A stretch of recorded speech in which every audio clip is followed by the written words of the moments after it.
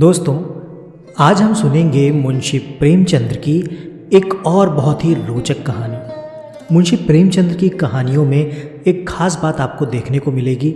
उनकी सभी कहानियाँ आपके व्यक्तिगत जीवन के इर्द गिर्द घूमती हैं। कई सामाजिक मुद्दों से उनकी कहानियाँ प्रेरित हैं। वो सभी घटनाएं जो उनकी कहानी में चित्रित हैं, वो सभी हमारे आसपास कहीं ना कहीं घट रही होती हैं। आइए सुनते हैं सामाजिक मुद्दों से जुड़ी हुई एक और रोचक कहानी। किसी गांव में शंकर नाम का एक कुर्मी किसान रहता था। सीधा साधा गरीब आदमी था। अपने काम से काम, न किसी के लेने में न किसी के देने में। छक्का पंजा न जानता था। छल प्रपंच की उसे छूत भी न लगी थी। ठगे जाने की चिंता न थी। ठग विद्या न जानता था। भोजन मिला खा लिया, न मिला चबेने पर काट दी। चबेना भी ना मिला तो पानी पी लिया और राम का नाम लेकर सो गया। किंतु जब कोई अतिथि द्वार पर आ जाता था तो उसे इस निवृत्ति मार्ग का त्याग करना पड़ता था। विशेषकर जब साधु महात्मा पदार्पण करते थे तो उसे अनिवार्यता सांसारिकता की शरण लेनी पड़ती थी। खुद भूखा सो सकता था, पर साधु को कैसे भूखा सुलाता? भगवान के भक्त जो ठहरे। एक दिन संध्या के समय एक महात्मा ने आकर उसके द्वार पर डेरा जमाया। तेजस्वी मूर्ति थी, पीतांबर गले में, जटा सिर पर, पीतल का कमंडल हाथ में, खड़ाऊं पैर में, आंखों पर ऐनक। संपूर्ण वेश उन महात्माओं का सा था जो रईसों के प्रसादों में तपस्या, हवा गाड़ियों पर देव स्थानों की परिक्रमा और योग सिद्धि प्राप्त करने के लिए रुचिकर भोजन करते हैं। घर में जौ का आटा था, वो उन्हें कैसे खिलाता? प्राचीन काल में जौ का चाहे जो कुछ महत्व रहा हो, पर वर्तमान युग में जौ का भोजन सिद्ध पुरुषों के लिए दुष्पाच्य होता है। बड़ी चिंता हुई, महात्मा जी को क्या खिलाऊं? आखिर निश्चय किया कि कहीं से गेहूं का आटा उधार लाऊं, पर गांव भर में गेहूं का आटा ना मिला। गांव में सब मनुष्य ही मनुष्य थे, देवता एक भी न था।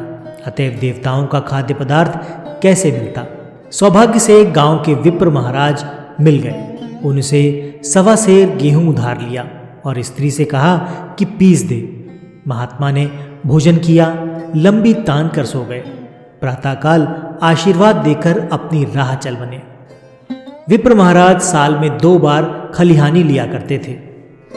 शंकर ने दिल में कहा, 1.25 सेर गेहूं इन्हें क्या लौटाऊं? पसेरी बदले कुछ ज्यादा खलिहानी दे दूंगा। ये भी समझ जाएंगे, मैं भी समझ जाऊंगा। चैत्र में जब विप्र जी पहुंचे तो उन्हें 1.5 पसेरी के लगभग गेहूं दे दिया और अपने आप को ऋण मुक्त समझकर उसकी कोई चर्चा ना की। विप्र जी ने फिर कभी मांग नहीं की। सरल शंकर को क्या मालूम था कि ये 1.25 सेर गेहूं चुकाने के लिए मुझे दूसरा जन्म लेना पड़ेगा। 7 साल गुजर गए। विप्र जी विप्र से महाजन हुए। शंकर किसान से मजूर हो गया। उसका छोटा भाई मंगल उससे अलग हो गया था। एक साथ रहकर दोनों किसान थे, अलग होकर मजूर हो गए थे। शंकर ने चाहा कि द्वेष की आग भड़कने ना पाए, किंतु परिस्थिति ने उसे विवश कर दिया। जिस दिन अलग अलग चूल्हे जले वो फूट फूट कर रोया। आज से भाई भाई शत्रु हो जाएंगे। एक रोएगा दूसरा हंसेगा। एक के घर मातम होगा तो दूसरे के घर गुलगुले पकेंगे। प्रेम का बंधन, खून का बंधन, दूध का बंधन आज टूटा जाता है। उसने भगीरथ परिश्रम से कुल मर्यादा का वृक्ष लगाया था। उसे अपने रक्त से सींचा था। उसको जड़ से उखड़ता देख उसके हृदय के टुकड़े हुए जाते थे। 7 दिनों तक उसने दाने की सूरत तक ना देखी। दिन भर जेठ की धूप में काम करता और रात को मुंह लपेट कर सो जाता। इस भीषण वेदना और दुस्साहस कष्ट ने रक्त को जला दिया, मांस और मज्जा को घुला दिया। बीमार पड़ा तो महीनों खाट से ना उठा। अब गुजर बसर कैसे हो? 5 बीघे के आधे रह गए, 1 बैल रह गया। खेती क्या खाक होती? अंत को यहाँ तक नौबत पहुंची कि खेती केवल मर्यादा रक्षा का साधन मात्र रह गई। जीविका का भार मजूरी पर आ गया। 7 वर्ष बीत गए। एक दिन शंकर मजूरी करके लौटा तो राह में विप्र जी ने टोक कर कहा, शंकर, कल आकर के अपने बीज बैंक का हिसाब कर लेना। तेरे यहाँ 5.5 मन गेहूं कब के बाकी पड़े हुए हैं और तू देने का नाम नहीं लेता। हजम करने का मन है क्या? शंकर ने चकित होकर कहा, मैंने तुमसे कब गेहूं लिए थे जो 5.5 मन हो गए? तुम भूलते हो, मेरे यहाँ किसी का छटाक भर ना अनाज है, ना 1 पैसा उधार। इसी नीयत का तो ये फल भोग रहे हो कि खाने को नहीं जुड़ता। ये कहकर विप्र जी ने उस 1.25 सेर गेहूं का जिक्र किया जो आज के 7 वर्ष पहले शंकर को दिए थे। शंकर सुनकर अवाक रह गया। ईश्वर, मैंने इन्हें कितनी बार खलिहानी दी, इन्होंने मेरा कौन सा काम किया? जब पोथी पत्र देखने, शायद सगुन विचारने द्वार पर आते थे, कुछ ना कुछ दक्षिणा ले ही जाते थे। इतना स्वार्थ, 1.25 सेर अनाज को अंडे की भांति सेकर आज ये पिशाच खड़ा कर दिया जो मुझे निगल जाएगा। इतने दिनों में एक बार भी कह देते तो मैं गेहूं तौल कर दे देता। क्या इसी नियत से चुप्पी साध कर बैठे रहे? बोला, महाराज, नाम लेकर तो मैंने उतना अनाज नहीं दिया, पर कई बार खलिहानों में सेर 2 सेर दिया है। अब आप आज 5.5 मन मांगते हैं, मैं कहाँ से दूंगा?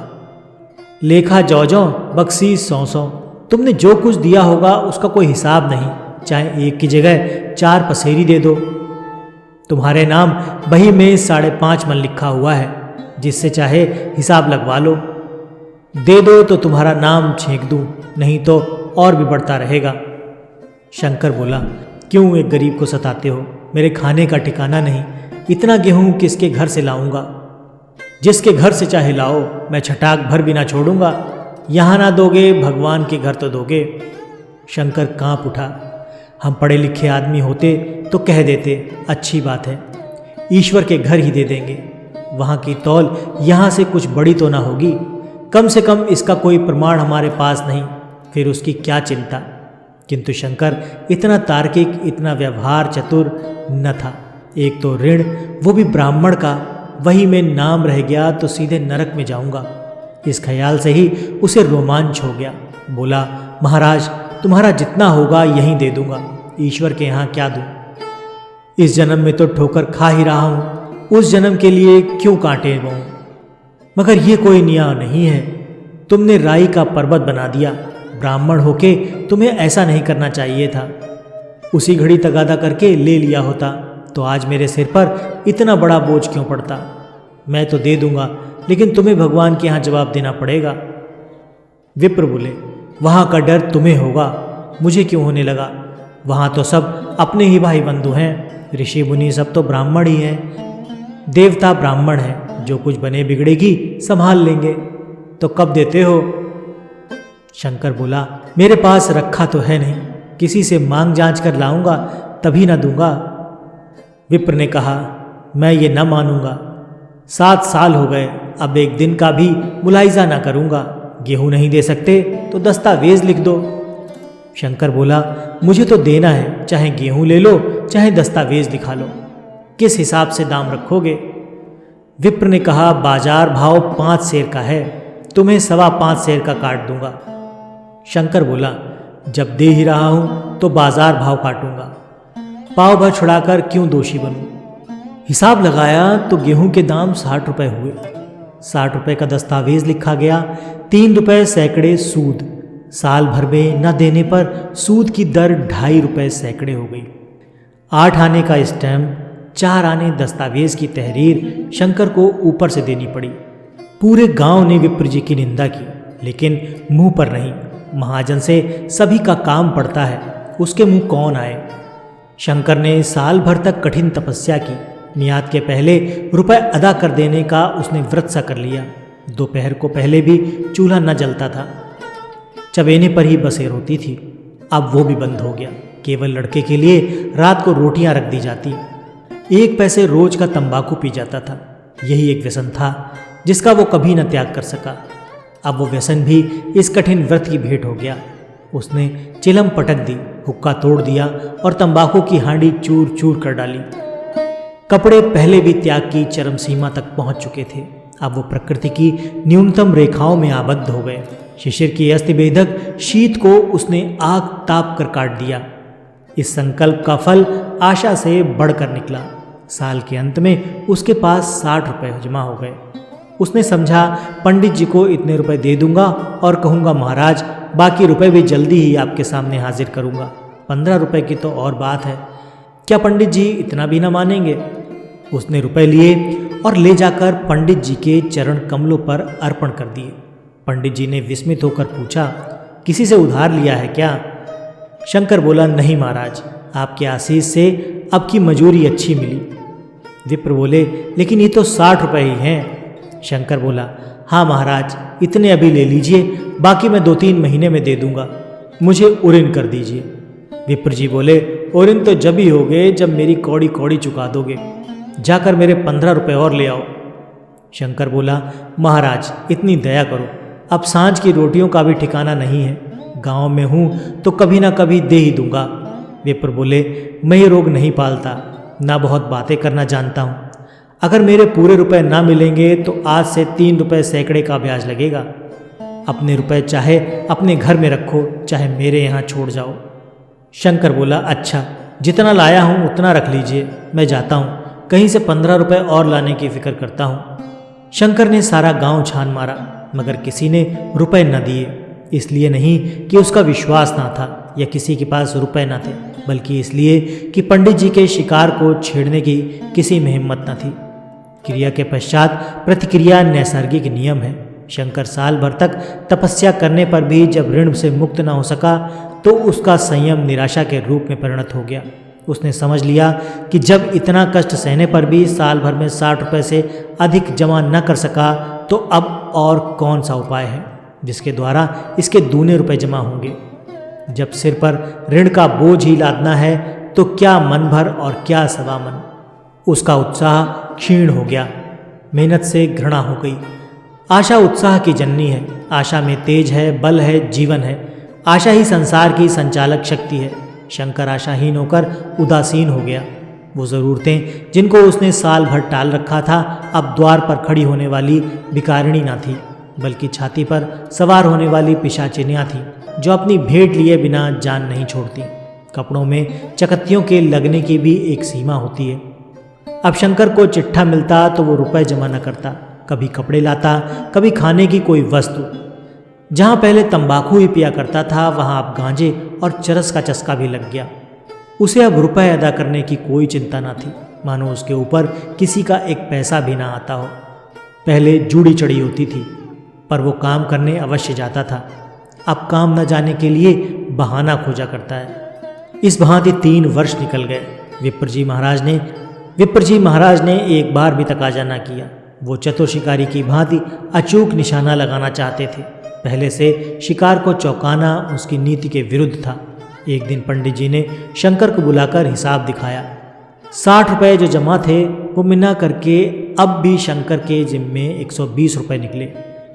शंकर बोला, इतने रुपए तो उसी जन्म में दूंगा, इस जन्म में नहीं हो सकता। विप्र बोले, मैं इसी जन्म में लूंगा, मूल ना सही सूद तो देना ही पड़ेगा। शंकर बोला, एक बैल है वो ले लीजिए, और मेरे पास क्या रखा है? विप्र बोले, मुझे बैल बधिया लेकर क्या करना है, मुझे देने को तुम्हारे पास बहुत कुछ है। शंकर बोला, और क्या है महाराज? विप्र ने कहा, कुछ हो ना हो तुम तो हो, आखिर तुम भी कहीं मजूरी करने जाते ही हो, मुझे भी खेती के लिए मजूर रखना पड़ता है। सूद में तो हमारे यहाँ काम किया करो, जब सुबीता हो मूल को दे देना।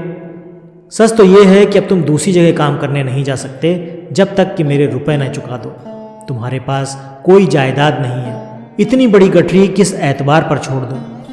कौन इसका जिम्मा लेगा कि तुम मुझे महीने महीने सूद देते आओगे, और कहीं कमाकर जब तुम मुझे सूद भी नहीं दे सकते तो मूल की कौन कहे? शंकर बोला, महाराज सूद में तो काम करूंगा और खाऊंगा क्या? विप्र बोले, तुम्हारी घरवाली है, लड़के हैं, क्या वे हाथ पांव कटा के बैठेंगे? रहा मैं तुम्हारे आधा सेर जौ रोज कलेवा के लिए दे दिया करूंगा। ओढ़ने को साल में 1 कंबल पा जाओगे, 1 मिर्जई भी बनवा दिया करूंगा, और क्या चाहिए? ये सच है कि और लोग तुम्हें 6 आने देते हैं, लेकिन मुझे ऐसी गरज नहीं। मैं तो तुम्हें रुपए भर के लिए रखता हूँ। शंकर ने कुछ देर तक गहरी चिंता में पड़े रहने के बाद कहा, महाराज ये तो जन्म भर की गुलामी हुई। विप्र बोले, गुलामी समझो चाहे मजूरी समझो, मैं अपने रुपए भराए बिना तुमको कभी ना छोड़ूंगा। तुम भागोगे तो तुम्हारा लड़का भरेगा। हाँ, जब कोई ना रहेगा तब की बात दूसरी है। इस निर्णय की कहीं अपील ना थी। मजूर की जमानत कौन करता, कहीं शरण न थी, भागकर कहाँ जाता। दूसरे दिन से उसने विप्र जी के यहाँ काम करना शुरू कर दिया। 1.25 सेर गेहूं की बदौलत उम्र भर के लिए गुलामी की बेड़ी पैरों में डालनी पड़ी। उस अभागे को अब अगर किसी विचार से संतोष होता था तो ये था कि वो मेरे पूर्व जन्म का संस्कार है। स्त्री को वे काम करने पड़ते थे जो उसने कभी ना किए थे। बच्चे दानों को तरसते थे, लेकिन शंकर चुपचाप देखने के सिवा और कुछ न कर सकता था। वो गेहूं के दाने किसी देवता के श्राप की भांति या जीवन उसके सिर से न उतरे। शंकर ने विप्र के यहाँ 20 वर्ष तक गुलामी करने के बाद इस संसार से प्रस्थान किया। 120 रुपये अभी तक उसके सिर पर सवार थे। पंडित जी ने उस गरीब को ईश्वर के दरबार में कष्ट देना उचित न समझा। इतने अन्यायी, इतने निर्दयी न थे। उसके जवान बेटे की गर्दन पकड़ी। आज तक वो विप्र जी के यहाँ काम करता है। उसका उद्धार कब होगा भी या नहीं, ये ईश्वर ही जाने। इस वृत्तांत को आप सभी कपोल कल्पित न समझें। ये सत्य घटना है। ऐसे शंकरों और ऐसे विप्रों से दुनिया भरी पड़ी है। आज भी ऐसी घटनाएं होती हैं। आज भी ये परंपरा जीवित है। तो दोस्तों, ये थी मुंशी प्रेमचंद्र की एक मार्मिक रचना। ये कहानी आपको कैसी लगी कमेंट करके ज़रूर बताइए। वीडियो पसंद आया है तो इसे लाइक करके चैनल को सब्सक्राइब ज़रूर कर दीजिए। साथ ही बेल आइकॉन को प्रेस करना मत भूलिए, जिससे कि जैसे ही नया वीडियो अपलोड हो इसका नोटिफिकेशन आपको सबसे पहले मिल जाए। आज की वीडियो में फ़िलहाल इतना ही। मिलते हैं अगले वीडियो में ऐसी ही किसी रोचक कहानी या फिर लोक कथा के साथ। तब तक के लिए आपका धन्यवाद।